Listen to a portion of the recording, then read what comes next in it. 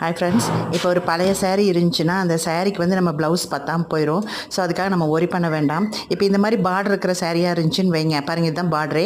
இந்த பார்டரில் தான் வந்து எனக்கு ப்ளவுஸே வந்துச்சுங்க. ஸோ அந்த ப்ளவுஸு ஸ்டிச் பண்ணி போட்டிருந்தேன். ஸோ இப்போ கொஞ்சம் உடம்பு வந்தனால சேரீ வந்து ப்ளவுஸ் வந்து பத்த மாட்டேங்குது. ஸோ இதுக்கு என்ன பண்ணலான்னு ஒரு சின்ன ஐடியா தான். சேரீ நல்லாயிருக்கு, cotton, pure cotton sari. So இதை வேஸ்ட் பண்ண வேண்டாம்னு சொல்லிவிட்டு இந்த சேரீக்கு வந்து பாருங்கள் இந்த பார்டர் ஃபுல்லாக வந்து வந்திருக்கு.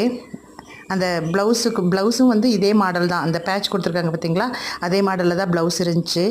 ஸோ இதுக்கு வந்து நான் ஒரு ப்ளவுஸ் எடுத்திருக்கேன் சில்க் காட்டன் பாருங்கள். இந்த மாதிரி ப்ளவுஸ் எடுத்து அந்த பழைய ப்ளவுஸ் இருந்துச்சு இல்லைங்களா, அதுலேருந்து மட்டும் கொஞ்சம் பீஸ் கட் பண்ணி பாருங்கள் கைக்கு வச்சுருக்கேன். நான் இந்த ஸ்லீவுக்கு மட்டும் வச்சு பார்டர் வச்சு அடிச்சிருக்கேன். அதாவது சேரீயில் எவ்வளோ அகல பார்டர் இருக்குதோ அந்த அகல பார்டர் வச்சு நான் ஸ்டிச் பண்ணியிருக்கேன். பாருங்கள், பார்க்குறக்கு எவ்வளோ அழகாக இருக்குன்னு பாருங்கள். வேர் பண்ணால் ரொம்ப அழகாக இருக்கும் பார்க்குறக்கு.